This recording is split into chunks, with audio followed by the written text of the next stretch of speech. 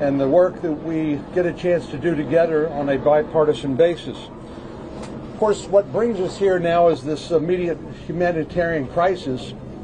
The Border Patrol and Health and Human Services, all the government officials tell us they are doing the best they can, but they're being overwhelmed by sheer numbers. And the smugglers and the cartels are doing this on purpose because they know getting paid by the head for as many people as they can get into the country, covering Border Patrol up with children to take care of, taking them off the front line presents an opportunity for them to smuggle drugs, methamphetamine, heroin, and fentanyl into the United States. So we thought it was really important to be able to bring our colleagues from the Senate who are not from border states, who don't get to come here as often as Senator Cruz and I do, to show them this great region. And it's been a wonderful day. We got here last night, had a chance to go out on some nighttime operations with the Border Patrol. But it's great to welcome them. But here's the bottom line. The Border Patrol and Health and Human Services and the non-governmental organizations that are struggling to deal with this flood of humanity tell us they cannot get ahead of this flood of humanity without policy changes in Washington, D.C. The smugglers, the drug runners, they understand our laws and they know how to exploit them to their benefit. So ending catch and release, making sure people with legitimate claims get to present them to an immigration judge, I think should be a priority.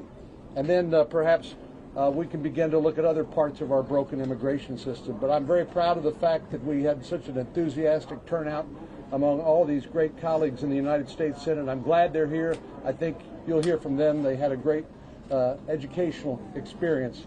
Let me turn it over to my colleague and friend, Senator Cruz. Thank you, John. It is great to be back in the Rio Grande Valley. It is terrific that John and I were able to bring 18 senators down to Texas, down to the Valley, to see firsthand the crisis that is unfolding here. All of us today witnessed the Biden cages. What is occurring here on the border is heartbreaking, and it is a tragedy. You know, as we stand by the banks of the Rio Grande, we have an army of TV cameras here. It is striking that not a single one of these cameras is allowed in the Donna facility. We requested that media accompany us in the facility. The Biden administration said no.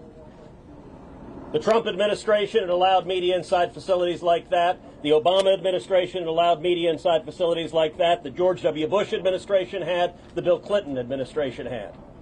But the Biden administration wants to hide what is going on here. Not only that, but a number of us took pictures and took videos because the American people have a right to know what is happening here. And the Biden administration sent down political handlers to try to keep silent, to try to keep the American people not knowing what's going on. The Donna facility is a giant tent city. Built with a capacity of 250, it has nearly 4,000 people in it. We saw cages after cages after cages of little girls, of little boys, lying side by side, touching each other, covered with reflective emergency blankets. There was no 6-foot space, there was no 3-foot space, there wasn't a 3-inch space between the children lined up one after the other after the other. And children as young as infants. We saw playpens with infants and toddlers playing. We also saw a group of children who just today tested positive for COVID-19. The Donna facility alone reports roughly 10% of the individuals being held there are testing positive for COVID-19. Rates dramatically higher than the U.S. population, and the Biden administration is taking people who are testing positive for COVID-19 and locking them in cages side by side. This is inhumane, it is wrong, and it is the direct consequence of policy decisions by the Biden administration to stop building the wall, to return to catch and release, and to end the stay in Mexico policy. A number of us are releasing those photographs and releasing those videos so the American people can see what's happening here. This needs to stop. It is a crisis, it is a tragedy, and it is a man-made crisis. This was avoidable, this was preventable. And regardless of your party, Republican or Democrat, you should look at what's going on here and say enough is enough, this must stop. Johnson. Okay, thanks, Ted. Well, I want to thank Ted and John for making this trip available to the rest of us. It was incredibly informative, incredibly instructive, very sobering, and as Ted said, I think really preventable. This shouldn't have happened, and I think one of the lessons we learned is that if you don't build it, they will come. When you don't finish the job and secure the border, you are inviting people into this country. And many of the changes made by the current administration, they were forewarned that this would happen. They were told in advance, this was predictable, that you were going to have thousands of people flooding across the border. And the thing that's probably most concerning, and I say this with all due respect to our Border Patrol folks, is that they spend so much time just taking care of people who come here illegally. They can't stop the bad people, the smugglers, the drug smugglers, the human traffickers. And when you're devoting as much time as they are to taking care and supervising and trying to keep safe all those people who are sitting in these facilities down here, it really is a sad day. We need a change in our policy. I am grateful to the Border Patrol for just the tremendous job that they do. I'm sure it seems like a very thankless job even on a good day, and there aren't many good days when you have thousands of people coming across the border.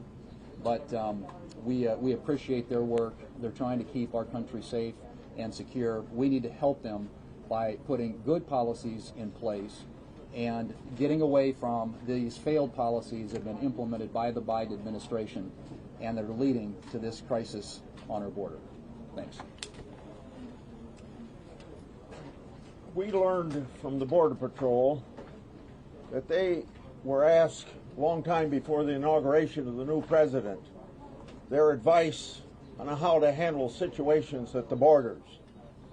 We're told that they were advised more than once not to change the Remain in Mexico policy. They didn't take that advice, so we have a crisis at the border because this administration wouldn't listen to the people that had tens and tens and tens of years of experience with the problems here at the border. So this crisis is because this administration would not listen to good advice. And it's become a national security problem, a law enforcement problem, a humanitarian problem, and a lot of other things as well. And yet, they want an immigration bill passed. How can you pass an immigration bill when you have an open border? If they want to accomplish anything on immigration and I want to help them, it would be secure the border. You got to stop the bleeding before you can take care of the problem. Thank you. I'm John Barrasso, Senator from the state of Wyoming. We came here for a number of reasons. Number one, we wanted to thank the Border Patrol for the job they do every day and every night. We met with them last night and went on midnight patrol with them. They told us their job got a lot harder on January 20th, the day that Joe Biden became president of the United States. As we were with them last night in the darkness across the river, we could see the traffickers and the coyotes and the smugglers on the other side of the river with their bright lights, almost as bright as that television light right there, and they were taunting our border agents, saying, "You cannot stop us now." That's what our agents are up against as a result of the policies of the Biden administration. Today we went to the Donna facility, and what we saw were young people crammed in like sardines, something none of us would want for any of our own children. And as we tried and did video what was happening there to share with the country and the world, the Biden administration censors tried to stop us. Yesterday, President Biden held a press conference, and he said that the great majority of families who come here illegally are being sent back. That's not true, and either he doesn't know it or won't admit it to the American people. The Border Patrol will tell you it's not true. The senators who are here today will tell you it's not true. The men and women in the field will tell you it's not true. It's time to let the press in to see what is happening and the tragedy that this administration has brought on to our nation.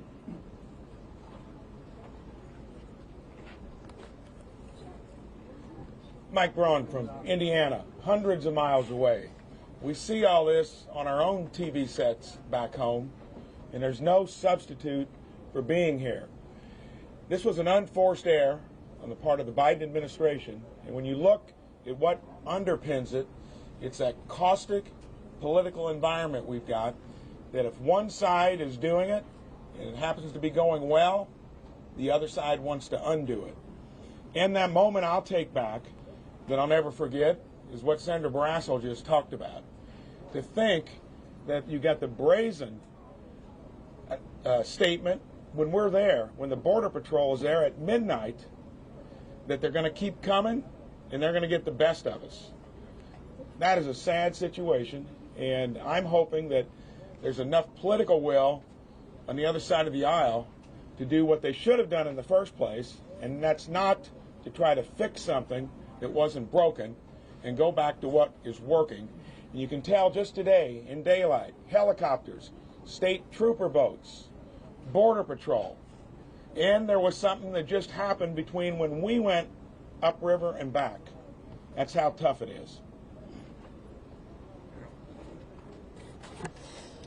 I'm Dan Sullivan from the great state of Alaska. I am literally thousands of miles from home. But this is important to my state for a whole host of reasons. The number one thing I've taken out of this trip, and I want to thank Ted Cruz and John Cornyn again, is the President of the United States and the Vice President of the United States need to do what we just did. They need to come down here, they need to listen, and they need to learn. Here's what I've learned. We have an upside-down border policy in America. What do I mean? We have open borders on the southern border. There's no doubt. And by the way, the people coming in who are released immediately almost, they're not tested at all. Open borders, no testing for COVID. For the southern border. For the northern border, we have closed borders. My state is facing an economic catastrophe, the great state of Alaska.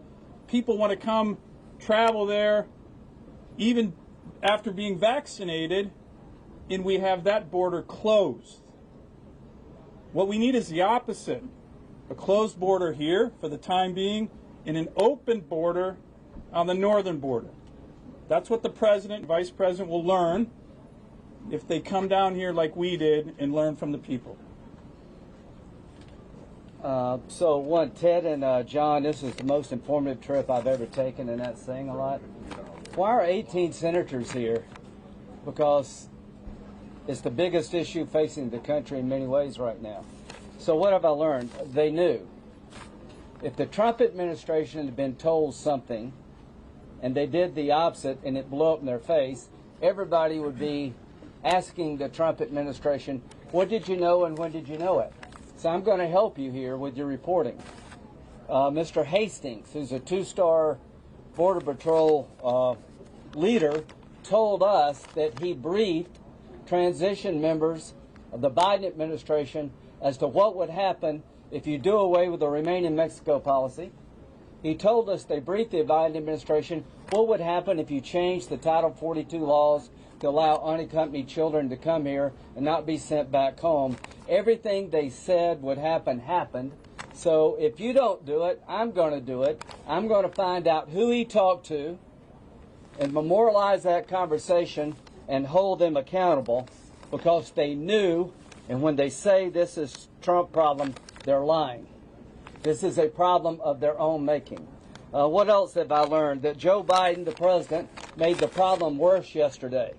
This was a nightmare press conference.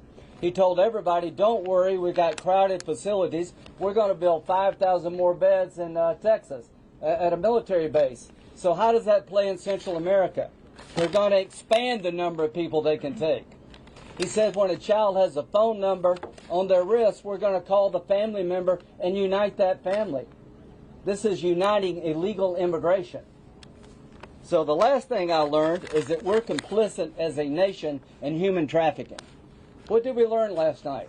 There's a trail on our side of the border with markers placed by the federal government to show illegal immigrants where to go.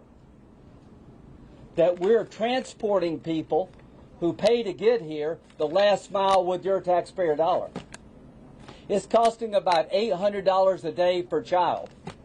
If we don't change the pull factors, go back to the Remain in Mexico policy where they can't apply for asylum here, send the unaccompanied minor children back to their home country, there will be 250,000 people a month coming. The Border Patrol said there is no end to this.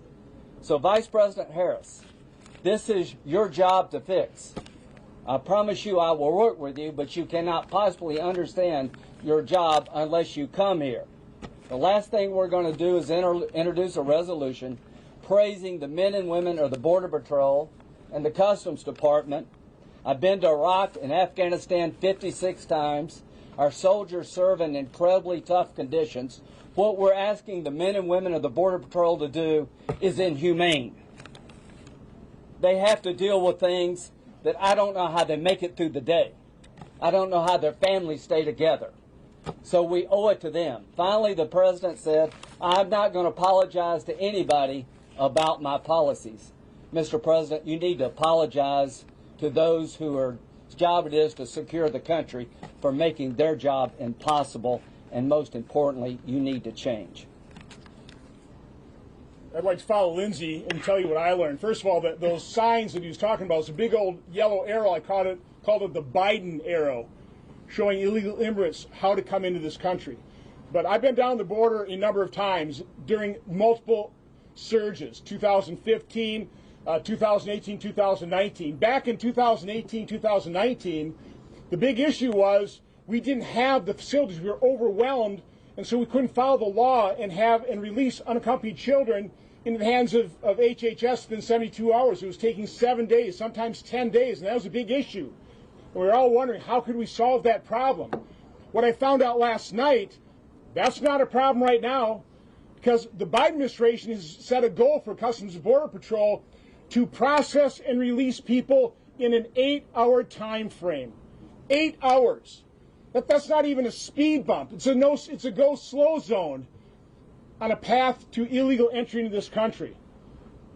And it's facilitating untold inhumanity. I came here a little bit late. I don't know that anybody mentioned the fact that we had to slow down because there was a dead body in the water just upstream here.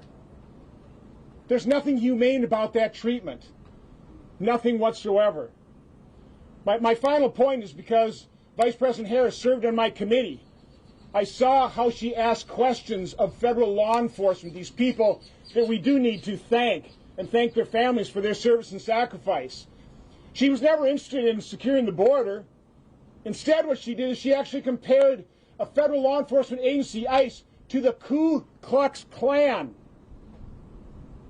Now, that is the person President Biden has put in charge of solving this problem. How can you do that when you have to rely on the brave men and women of federal law enforcement? You're putting in charge of the effort. Somebody who has compared your efforts to the Ku Klux Klan? I just don't get it. This is so sad coming down here. Before I came down, somebody asked me, what do you expect to see? I said I expect to experience deja vu. I did to a certain extent, but I saw something far, far worse. This is sad. This is depressing. This didn't have to happen. This is a self-inflicted wound on our nation, and I just do not believe the Biden administration is up to the task of fixing it unless they completely change stripes here. This is sad. This is a tragedy. There's a word for what's happening at our border. It's insanity. Every day, thousands of migrants are racing towards our border. Yet those migrants are not running away from Border Patrol officers. They're running to the Border Patrol officers because they know, and their smugglers and their traffickers know, that they can game our asylum system. They can be released from the country into a matter of days, sometimes a matter of hours, and they will never have to go back to their home country. Meanwhile, the brave men and women of our Border Patrol who signed up to be law enforcement officers are compelled to be social workers. babysitters, and cafeteria workers. The madness needs to stop, and there's only one way to stop it. It's for Joe Biden to say, do not leave your home. Do not come to our country. If you do, you will not get in, and we will send you home. And until Joe Biden says that, the madness will continue. Hardworking taxpayers will be forced to spend billions on this crisis. Drugs will continue to flow into our country and devastate American families. Our borders will be wide open to potential terrorists. Madness has to stop. I'm John Hoven from North Dakota. What a difference between the northern border and the southern border. I want to thank John and Ted for bringing us down here. There's 18 senators here, and what we're trying to accomplish is we want the American people to understand what's going on here. We just want the American people to understand what's going on here, because if they do, they'll say, no, this has to stop right now. You have to change this right now. As we said, we just came by a dead body in the water, just coming back to this press conference. Last night when we landed, we went with the Border Patrol out and saw where the migrants are coming across the river, coming up trails, and they're being, in essence, processed under a bridge. Is that how we do things in America now? We have people streaming in illegally, children, women and children. We just let them come in, and we process them under a bridge in the middle of the night, and we won't let the American people see it? We won't let senators take a picture of it? Is that how we do things in America now? You see, I think if the American people understand what's going on, they're going to say, no, you change this right now. And that's what this is about. Today, we go to the Donna Processing Center. It's a tent. It's a big tent. How many of you been in there? I guess not, right? Well, we're in there today. And why aren't you in there? What's going on? It's a big tent with COVID protocols. They're supposed to have a maximum of 250 people in there. 250 with COVID protocols. Without COVID protocols, a maximum of 1,000 people. How many are in there today? 4,200. And in this sector alone, 3,000 people a day are coming across every single day. We asked the Customs and Border Protection, the Border Patrol professionals, what do you need to stop this so you can get on top of it, so you can do your job? What has to happen? What's the number 1 and 2 things? They said, look, if you reinstate the Remain in Mexico and the safe third country approaches, we can get on top of this right now. That's what needs to happen, and that needs to happen right now. And then, as Senator Grassley said, and others have said, then let's figure out how we do address immigration in an intelligent and a humane way. But it starts with the American people understanding what's going on right now and us changing it. Thank you.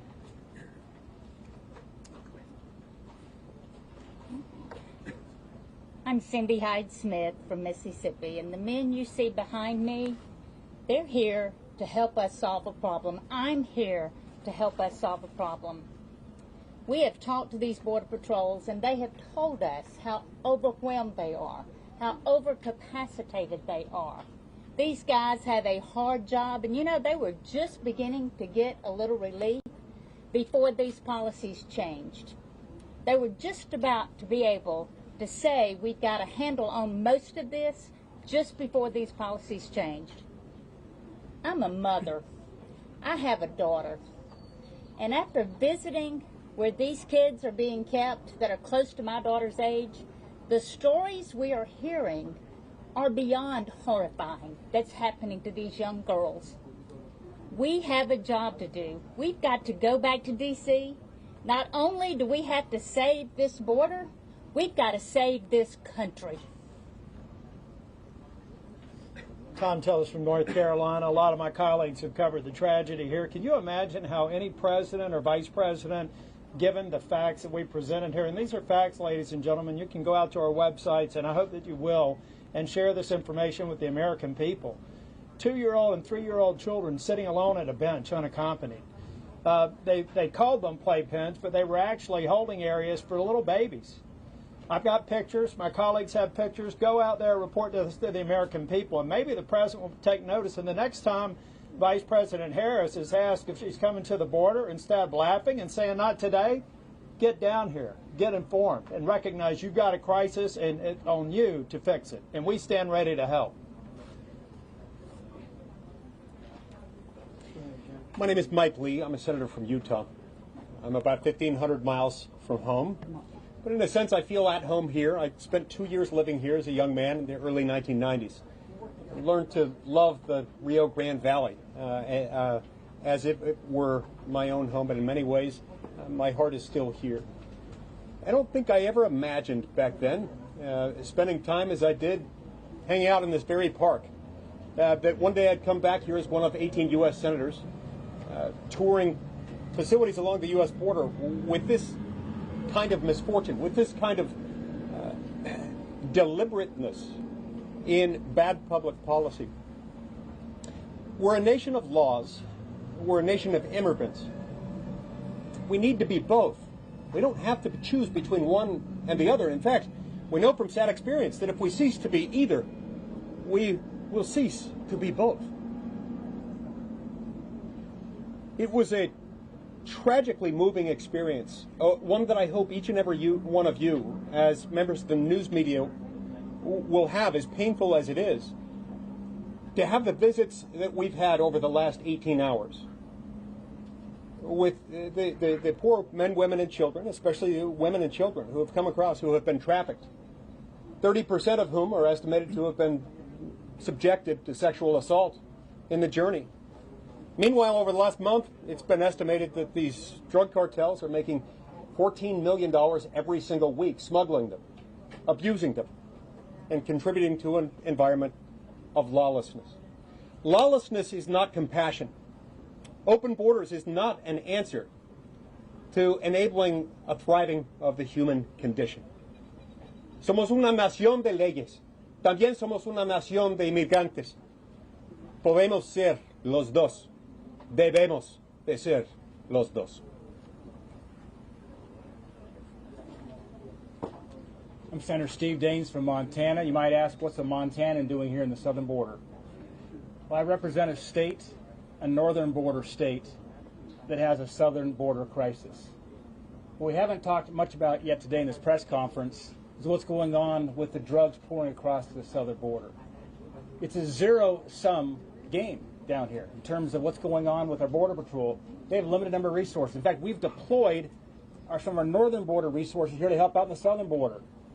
For every hour they spend processing the flood of illegal immigrants coming across the border is an hour that is taken away from being in the front lines defending our country and stopping the flood of Mexican meth, Mexican heroin, Mexican fentanyl. 20 years ago in Montana, meth was homemade. It was homegrown. And it had purity levels less than 30%. Today, the meth that is getting into Montana is Mexican cartel. It has purities north of 95%. Far more dangerous, far more addictive, and it's less expensive because they're producing so much of it and then shipping it into our country. I spoke to one of my county sheriffs in Montana 48 hours ago. He told me he was holding 7 Mexican cartel members in his jail in Montana the last couple of weeks. We have MS-13 gang members in Montana. So this is an issue that affects a northern border state like Montana. And finally, Montanans are scratching their heads. They're asking, where's the common sense when a U.S. citizen, if they leave the country and want to come back in, you have to produce a passport and a COVID test result. That's not true right now on the southern border. And we're scratching our heads and asking why. It's James Langford from Oklahoma. I know why President Biden doesn't want the media to be here, because we do have an open border. Last night when we stood under that bridge, we watched as families, if you had a 6-year-old or younger come in, within hours you were processed and released into the country. If you were an unaccompanied minor, you were sent over to the Donna facility, which we went and visited, That facility, just in one of the pods that I stood in, is designed for 80 people in that pod, and they had 709 people in that pod when we were there. Literally wall to wall in every one of the plexiglass little cells that they have, and then people flooding out into the hallway in between them. 709 people in a pod set up for 80. So that's what happens to the unaccompanied minors. Families are released into the country immediately. And for single adults that are crossing the border, here's the basic thing that's occurring, and everyone down here knows it, and so do the cartels. They'll release 100 or more adults to be able to go one direction, while 100 or more children and families go a different direction. They turn themselves in, which means Border Patrol has to move to that spot, leaving the rest of the border open for adults with criminal records and others to be able to come across. That is the definition of an open border. Removing the security from one area and making sure that people can cross in that area, and allowing 50% of our Border Patrol to have to be used to do input and data processing. To be able to come and see this wall under construction and to see what wall construction stopping really looks like. Open gates with no power on it, so farmers can't come back and forth. Open gates where they have to actually station somebody from the Border Patrol just to be able to sit at that gate. Haven't put in the technology, no cameras, no lights, no ground sensing technology, and worst of all of it, the area where the levee that protects all these cities and communities, the levee is taken down to be able to start putting in the concrete levee, and for more than 10 miles, those areas are now unprotected with no levee at all. So now we have a hazard this fall when the rainy season comes in this area, and the possibility of a hurricane, because construction on the wall is stopped, which means construction on the levee has also stopped as well. This is nonsensical what we're seeing in policy, and we saw none of this just 3 months ago. None of this flood was occurring at that time. None of the problems with construction were happening at that time, and we did not see the humanitarian crisis happening at that time. This is something that needs to be addressed and can be addressed by President Biden, but it was very clear when we got here, there's a reason why he doesn't want the press to be here.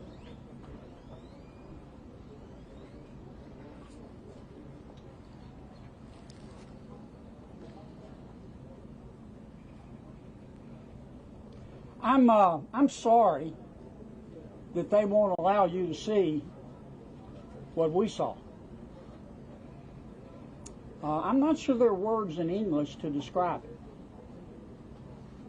If you talk to the Border Patrol agents, those women and men will tell you that what President Biden is doing is bone deep down to the marrow stupid.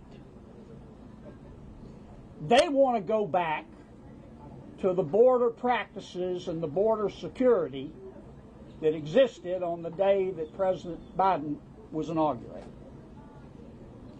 Now, President Biden and Vice President Harris need to come down here. I don't mean any disrespect, and I'm not trying to tell them how to do their jobs, but they need to come down here. Because it became clear to me today that there are either one or two things going on here. Either President Biden believes in open borders. You do, after all, have to watch what politicians do, not what they say. Or the people that President Biden has put in charge to make border security policy are not qualified to manage a food truck.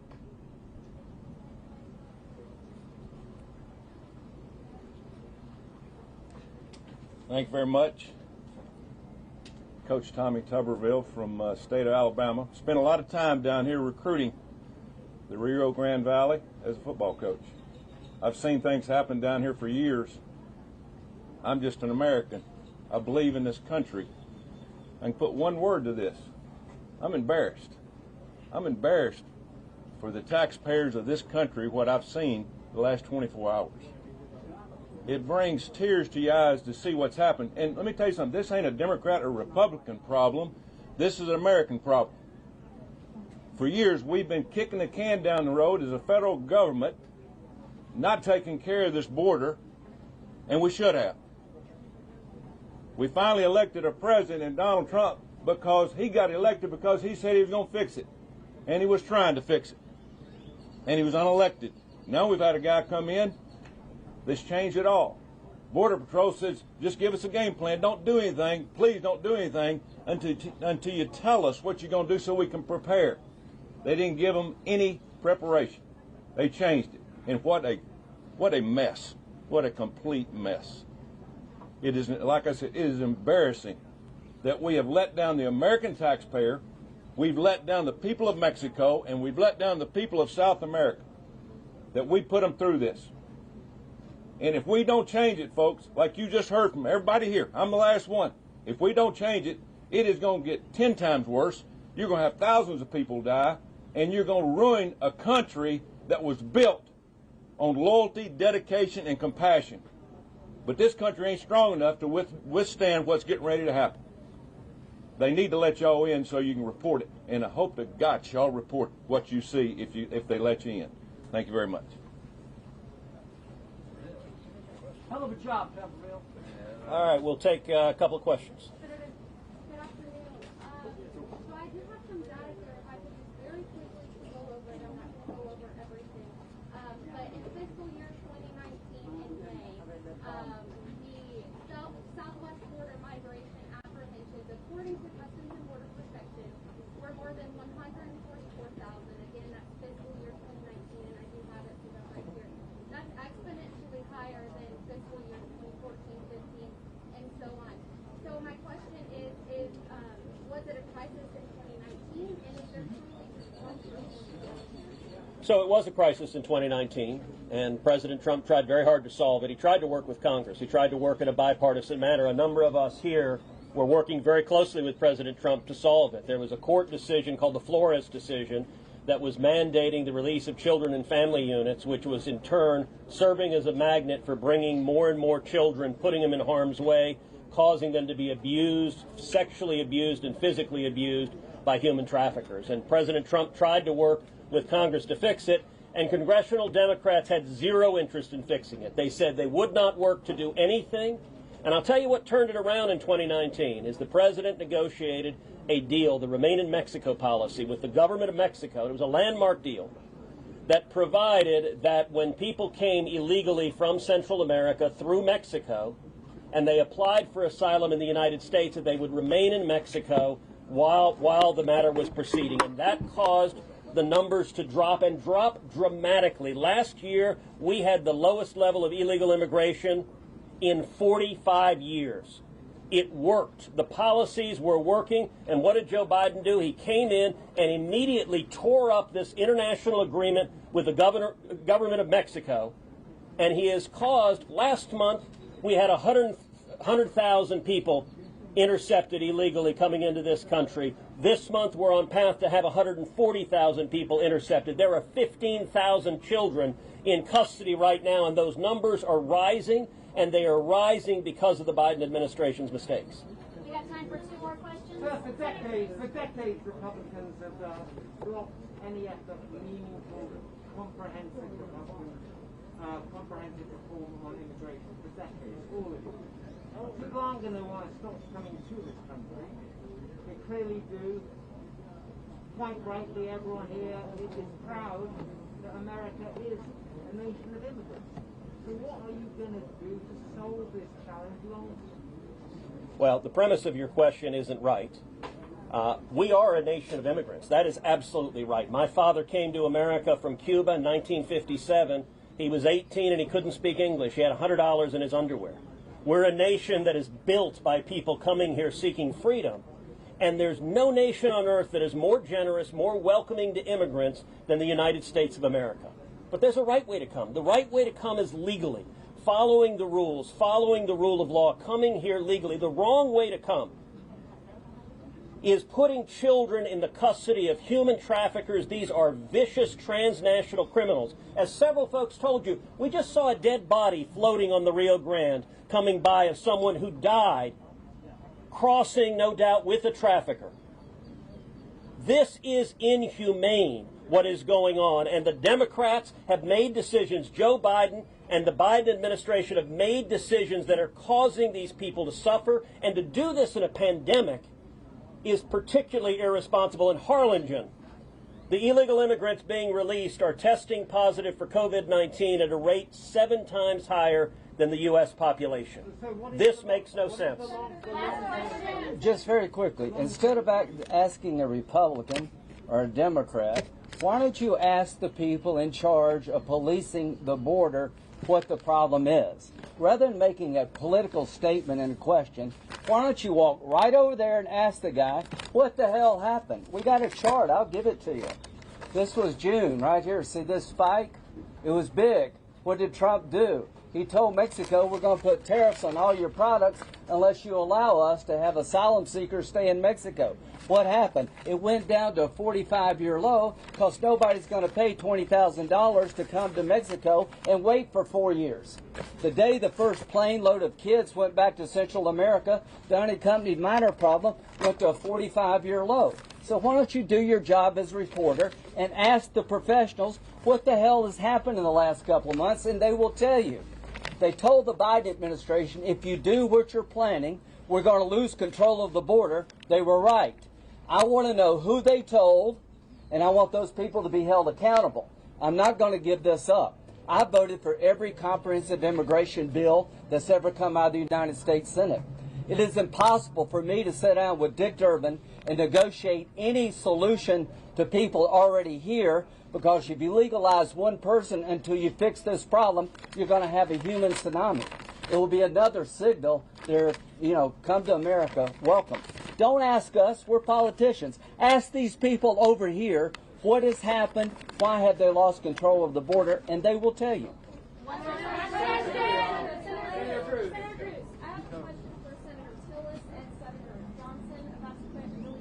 Go for it. Good. All right, Senator Johnson, Biden's transition team alleged the Trump admin delayed action on the migrant surge for months, even though it was warned about the problem from DHS and HHS. Johnson was the previous chair of the Senate Homeland Security Committee. Did he hear about this warning, and should Trump not assume some responsibility for the crisis? I missed the first part of your question.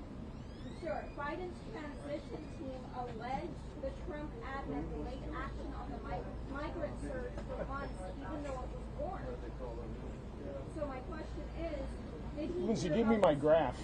Did he hear about this warning, and should Trump not assume some responsibility for the crisis? Why don't you ask the people who did the briefing? Yeah, so let me, first of all, I really don't even understand the premise of your question.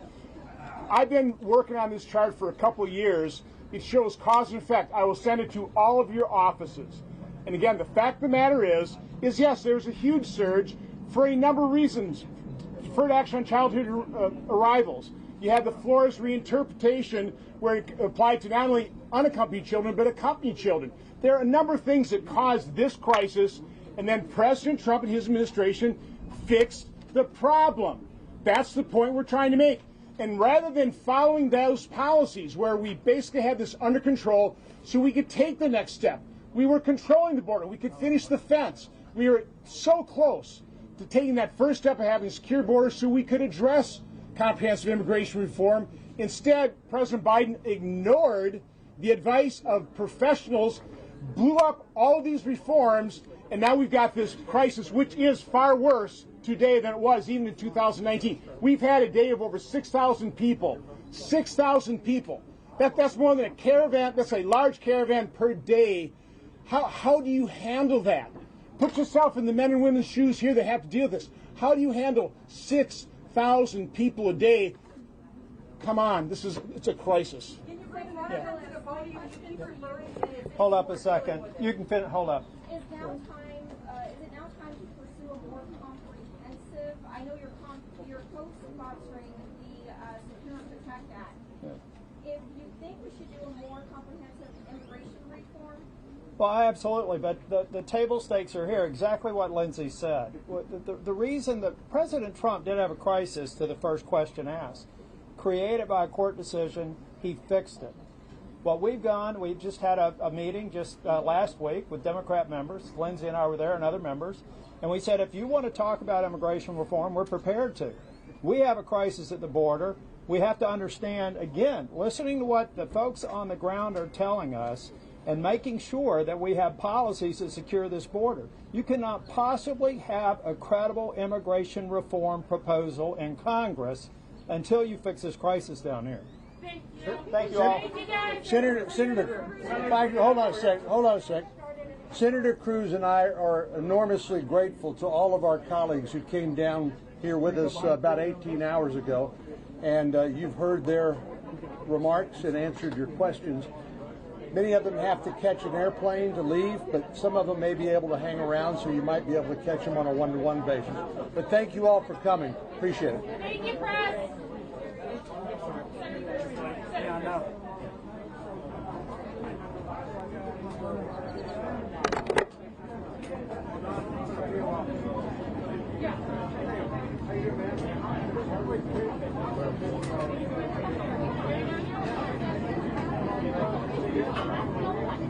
Sorry, I cut yesterday short. I had a whole busload